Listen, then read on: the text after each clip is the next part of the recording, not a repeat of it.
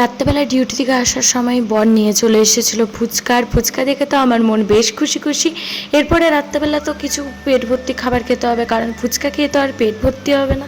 তারপরে আমি একটু পেঁয়াজি করব বলে বেসন মেখে নিয়েছিলাম পেঁয়াজের সাথে। তারপরে কড়াইতে সাদা তেল দিয়ে এরপরে পেঁয়াজিগুলো ছেঁকে নেব। আচ্ছা, তোমরা কে কে পেঁয়াজি খেতে ভালোবাসো সেটা অবশ্যই কমেন্টে জানাবে। পেঁয়াজিগুলো করব কারণ পেঁয়াজিগুলোর সাথে খাবো মুড়ি। বরই বললো যে একটু পেঁয়াজি করে নাও, তাহলে মুড়িটাও ভালো লাগবে খেতে। আর চানাচুর রয়েছে যেহেতু, আর আমি বেশিরভাগ চানাচুর দিয়ে মুড়ি খেয়ে নিই। আমার আর এসব করতে ভালো লাগে না। আসলে আমি তেলের জিনিসগুলো এখন অনেকটাই কম খাই, তবে এই কখনো কখনো অনেক বেশিও হয়ে যায় বাইরে থেকে কোনো জিনিস এলে, সেটা খেলে তেলের জিনিস। আর আমার এখন সহ্য ক্ষমতাটা অনেকটাই কমে গেছে, কারণ এখন আমি বেশি কিছু খেয়ে নিলে আমার অ্যাসিড হয়ে যায়, অনেক শরীর প্রবলেম হয়। এই জন্য আমি তেলের জিনিসগুলো অ্যাভয়েড করছি। বড় যদি বাইরে থেকে কিছু আনে তাহলে সেগুলোও নিজেই খাই, আমি সেরকম একটা ওর খাবারে হাত দিই না।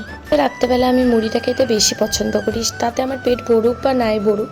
অনেকেই বলে মুড়ি খেয়ে নাকি পেট ভরে না, তবে আমার বেশ ভরে যায়। আবার অনেকে বলে যে রুটি ছাড়া আমার রাত্রেবেলা ঘুম হয় না।